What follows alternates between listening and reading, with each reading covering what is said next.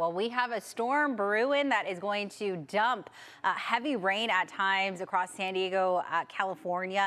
In fact, we're seeing the beginning stages of it this Friday. We had some light showers early in the morning, but right now it looks like it is fairly light across the board. Again, the really heavy stuff arriving on Saturday. So this is triggering weather impact days for us here in San Diego. We are looking at the threat for elevated flooding. And of course, due to the high winds, we also could have the threat for downed trees as well as power lines, because the activity is only going to intensify, especially as we get into the weekend.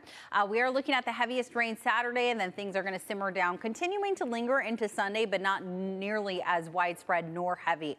All right, so here's that atmospheric river, kind of that river high, way high in elevation, and we have this area low that's going to tap into all of that moisture, saturating not only San Diego, but much of Southern California. And this is going to bring some beneficial rain. We could break records, especially when it comes to counties just to our north, and it's areas like LA, Santa Barbara, and Ventura counties could actually get rainfall that would exceed close to what we should be getting for this time of the year, and they could be meeting about a quarter accumulation in terms of their average annual rainfall. All right, so that ridge of high pressure, again, we're kind of in between two systems. That's also going to intensify activity for us here in San Diego, because we're kind of in between that jet stream, the high and low pressure.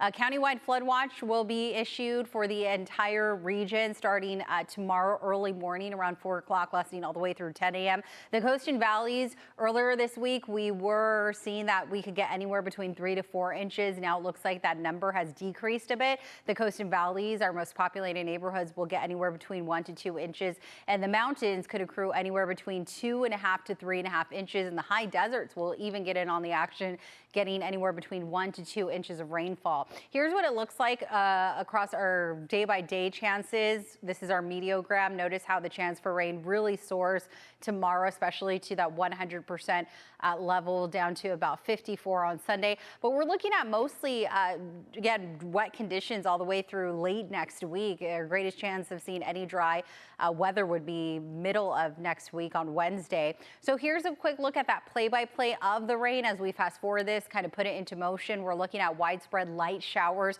for your Friday into the evening. That's not to say that things won't pick up, but they'll be very scattered in nature. And then looking ahead to Saturday early morning, while most of us are sleeping, that's when the brunt of the storm arrives. We could not only see heavy downpours at times, but also the threat for thunderstorms. And by knowing now that any thunderstorm activity could trigger downpours, periods of very gusty winds. And of course, this is a time where you want to stay off the road. So tomorrow afternoon around 1 p.m. or so, that's actually when it looks like we could have some lightning and thunder activity, especially when it comes to the county's eastern half. And again, right now we have a flood watch, but National Weather Service could very well upgrade that to a flood advisory or a flash flood warning. Here's a quick look at the coastal and inland 7-day forecast. Not only are we looking at windy and rainy conditions, but temperatures are going to plummet this weekend into the mid-60s for the coast and inland valleys, and overnight lows are also going to drop down to the 40s by the time we get to Monday night. I'm meteorologist Monica Woods, and we are right back at it. That storm door is open. Our fall and winter rain and snow has arrived. More weekend rain and snow on the way. We've got travel impacts to talk about once again heading into our Saturday and Sunday. Now, this is what we were dealing with on our Thursday. Rain-soaked roads, ponding, flood concerns, as well as mud and debris flows possible. With the accumulated rain continuing into our weekend, we're going to have to continue to monitor that. So for our weather impact headlines, we're right back at it. The timeline now shifts to Sunday. Rain, wind, and snow making a return. To expect more travel delays for the weekend outlook. That one not as much of a soaker as what we've been seeing on our Thursday, but it is going to add additional rainfall coming in, especially through central and southern California, just because of the position of where this storm seems to want to favor. Here's a look at our high resolution futurecast. And again, for our Friday, we're mainly looking at the wraparound moisture. We still have a little touch of cold air trying to work its way in. So snow level has been struggling. We've mainly been seeing that high elevation rain, which has been putting a lot of runoff coming into the valley and lower elevations, adding to the flood concerns. As we turn our attention to that that weekend storm. We are going to start to get a little bit colder, but again, struggling for our Saturday to really bring that robust snowpack going on. It's not until we get into our Sunday forecast that we start to see the surge of some of that colder air working in and that snow levels starting to drop. So Sunday, a much better performer for snow than, say, our Saturday outlook. All of that will bring us additional rainfall, mostly for the central and southern part of the state. So you're going to see more in the way of about 2+ inches for Bakersfield, parts of the foothills, Fresno, nearly 1.5 inches. Compare that to Sacramento, about 0.5 inch, as well as Redding.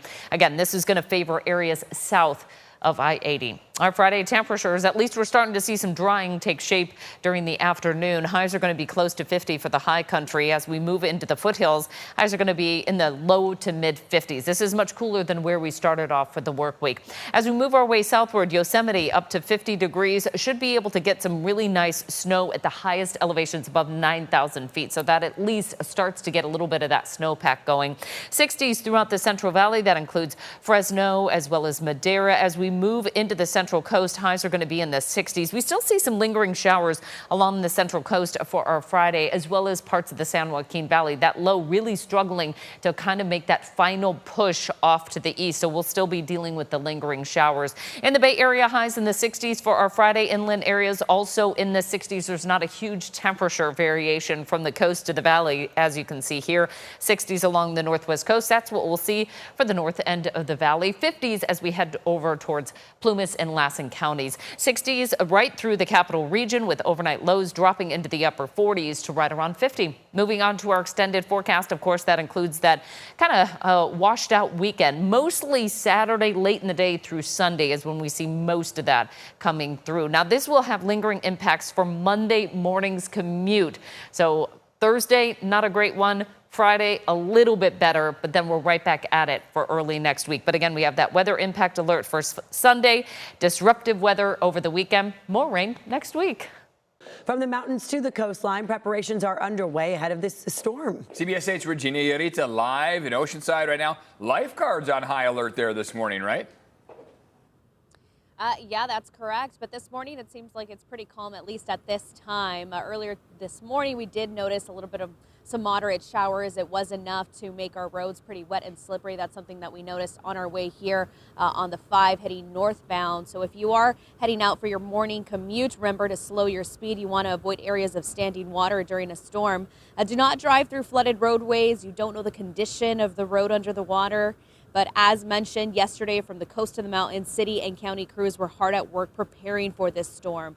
Oceanside lifeguard captain told us his crews are on high alert, keeping a closer watch on the beach and harbor for big waves and a potential small craft advisory. We are preparing for the storms to hit. We're going to make the determination on whether they stay on overnight tomorrow if the rainfall does continue to develop. Now, in areas that have a tendency of flooding, you want to make sure to protect them with sandbags. We do know that unincorporated residents will have those available at their local fire station. If you want a list of where to go, we have that list on CBS8.com. You can head to this story. Just click on our story here on that website. But a little bit more on the city of San Diego, keeping a close eye on areas that were hit hard by flooding in 2024. We have our Chris Groh live in studio to talk more on how to prepare for residents who dealt with those. Chris? Yeah, Regina, remember, southeast San Diego hammered with not just rain, but that flooding. Homes destroyed and severely damaged, lives uprooted. So with a lot of rain in the forecast here, city crews trying to take precautions during these dry days. Just yesterday and the day before, we're told crews have already gone out to problem areas to clear drains. They're sweeping streets of trash and any pollution, and also doing the same with those storm channels, which were a huge controversy both during and after that flooding. A lot of this happening, of course, in the area of Mountain View, Chollas Creek, southeast San Diego, which saw a brunt of that. Back then, during the heavy rain, we were told crews will, during the heavy rain coming up here, we're told crews will be out over the entire city to monitor the 46,000 storm drains citywide. We did get an update from the city on preparing for the storm season. Let's take a listen. And then I'll be covering how the department is preparing for this upcoming storm season. So just to reiterate, the department's mission is really twofold. It's to improve water quality in our local water bodies, and it's to reduce flood risk. Now remember, there's also a lot of work that you can do while we're taking a look at what city crews have been doing. To all of this, though, to try to prevent flooding and damage to your home.